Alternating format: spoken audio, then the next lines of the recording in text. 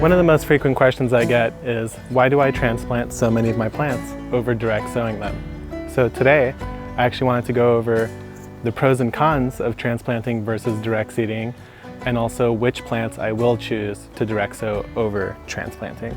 So before we get into all the pros and cons of the different methods, first of all, you can see I have quite a lot of plants here, and a lot of these are going to go into the ground within the next week. But I want to show you guys what a healthy seedling looks like, just for reference. So this is a broccoli plant. You can see it's got, I don't know, 6 leaves or so, and they're all quite large. The plant is very upright. It's not drooped over. It also has very little damage. There's no yellowing of the leaves, so the nutrition is still good. And you can see that there's actually roots coming out the bottom. So what that means is that I managed to water on this one well, and more importantly what that means is I let this dry out in between waterings, which forces the roots to go down to seek water. So that's why you have these roots coming out the bottom. And they're white, they look very healthy. This guy, I could already tell when I pick up this one, it's the same pot size as the other one, but it's a lot heavier. And this is one of these plants that I had left out in the rain. So it sat very soggy, very wet, a lot wetter than it should have been. And you could see that some of these leaves are starting to become yellow, become spotty. They don't look very healthy. The plant isn't very tall.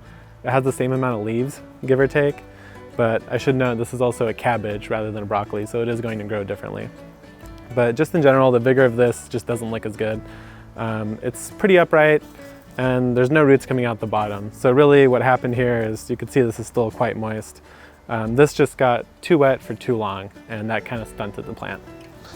I should say that you don't have to go up in such a big pot size. This is a broccoli that was up potted in something about half the volume of soil there.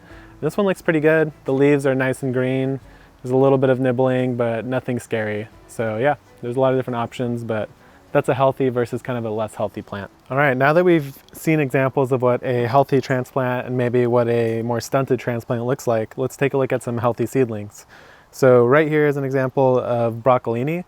What you'll see first of all is that I put 2 to 3 seeds per cell, and they all are coming out green. So they still have maybe another week that I could leave them in here.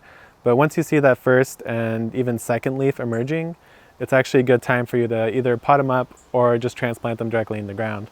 I'm growing all of my transplant starts in the Epic 6 cells. These are absolutely my favorite seed starting tray that I've ever used. And I'll show you an example of it right here, why I like it so much. What you'll see on all these corners here is that they're cut out, and these white bits here are actually roots from this plant. So that's a great sign because they're white, which means that, I mentioned that earlier, when you see a white root, that means that it's had plenty of oxygen, and when they start to turn brown and maybe black, like this one's actually starting to die off a little bit, what that means is that it's sat in stagnant water and it hasn't had enough oxygen.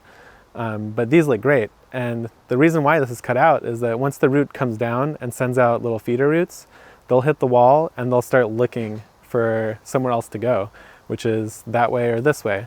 And since these are cut out, they hit this and they get exposed to air, which prunes the roots. So what you get is a nice, healthy seedling with roots at all the different corners that are immediately, once they're in the ground, going to be spreading outwards and seeking water and nutrients. So that makes for a very healthy plant start, and that's one of the reasons I really like using these so much, beyond the ability to just poke these out.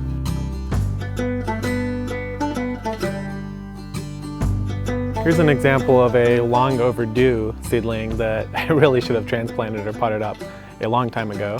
What you'll see is that a lot of the leaves are starting to turn yellow, they're starting to die, there's just not enough nutrients for how big these plants are now.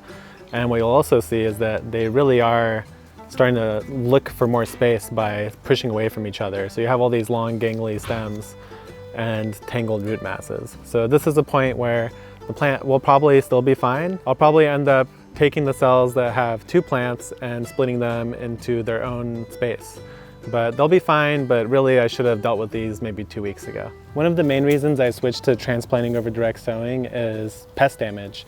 And I have 2 examples here of celery, and in this case these were actually transplanted, but they were transplanted too young. So maybe 2-3 leaves, and for celery it takes quite a while to get to that point. But basically what's happened is that, you can probably see it from here, but I'll bring you in a little closer, that all these leaves have been chewed up. They've suffered a lot of damage. It's actually recovering now. At one point there was almost nothing left because they were covered in roly-polies, which you could only really see that happen if you come out at night to check on your plants. But needless to say, like that broccoli I showed you earlier, that's an example of a seedling that with those 6-7 leaves, even if 2 or 3 or even 4 get entirely chewed up by something like an earwig, it still has another 3 leaves to continue its growth and go on to be a happy plant.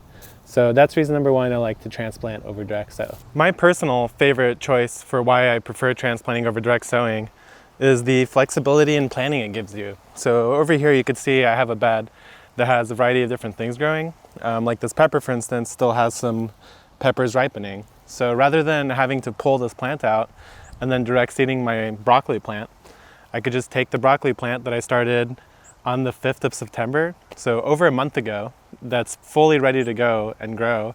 And for instance, right here I had a pepper. I just pulled it out yesterday. Now all I have to do is dig a hole and transplant this broccoli right into the ground.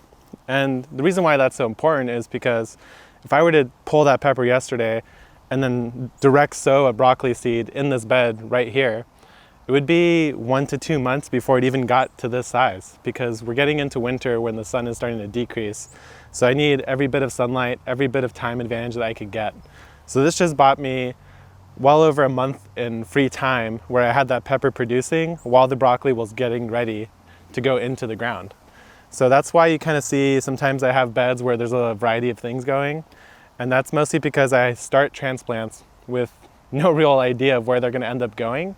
But whenever I have a spot, I could just grab one of those healthy plants and just pop it into the ground. So tip number 2, time savings and flexibility in your planting.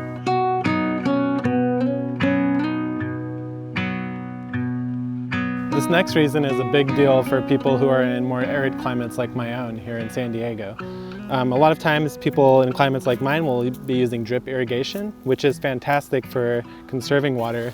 But what happens when you use drip is actually pretty well demonstrated right here. So you'll see right where the drip emitter is, it's quite wet. And so you can see it right here, for example. In between those 2 lines, it's actually fairly dry right here. So if I were to try to direct seed, that limits me to putting seeds only wherever I have one of these drip emitters. Otherwise, I'm gonna have a really hard time getting this to germinate over here in this dry area, and I'm gonna have to supplement it with things like watering it by hand with a hose or putting up a sprinkler. For people where you get more seasonal rains and you could actually have enough water to just use sprinklers, this won't really be a problem for you. But for those of us in arid climates, it actually saves a lot of water. And I'll show you another example of that right now. Starting seeds as transplants instead of direct sowing can actually save you quite a lot of water, because I could keep all of my seedlings in the shade where they're not going to dry out. I could put them indoors where I could protect them from wind and other things like that, rather than having to go back and forth and wet the entire bed to keep that consistent moisture. All I have to do is keep consistent moisture in a tiny volume of soil. So tip number 3, save a lot of water. There is another reason to favor transplants over direct sowing, and it's more context specific to how your beds are built. In this example, this is a low tillage bed, and the top there is compost. So what you'll find with compost is that it has a lot of woody material, like big chunks, and this could be really challenging to direct seed into. It's not impossible, but some crops are just going to be a lot harder than others. Things that have smaller seeds, for example, are going to be a lot trickier to do in a straight compost bed.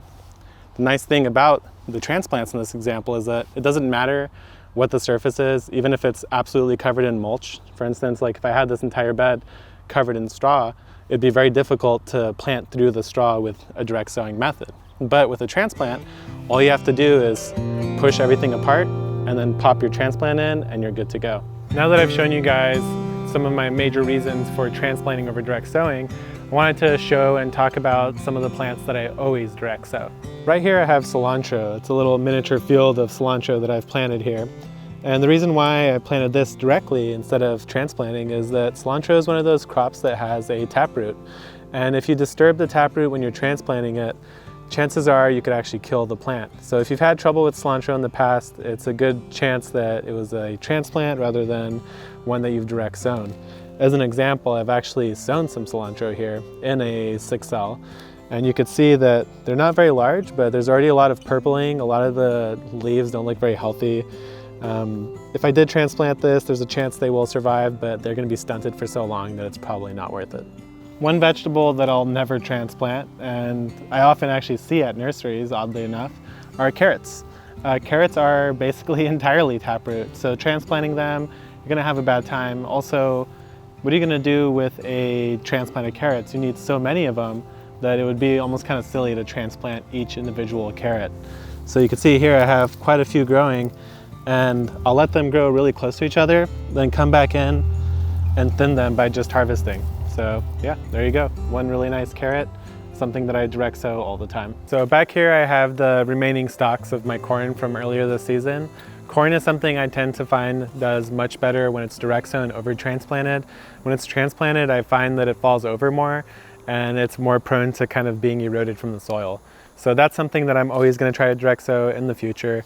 Another thing that tends to do really well being direct sown rather than transplanted are things like squash or zucchini, anything like that. Anything that has a large seed can pretty much be very vigorous from the beginning rather than something like, imagine a lettuce, its first leaves are very tiny, it's more susceptible to pest pressure.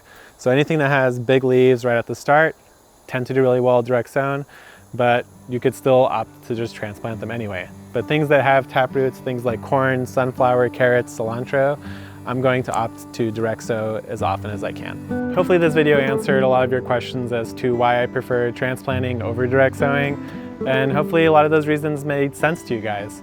If you had any other reasons why you like to transplant over direct sowing, or any questions about what I just went over, please drop them in the comments. Otherwise, if you enjoyed the video, I'd really appreciate a like, and if you aren't subscribed already, please do, because I have a lot more videos coming and I'd like to get into a lot more details than what I just covered today. So thank you for watching, and Garden Hermits out.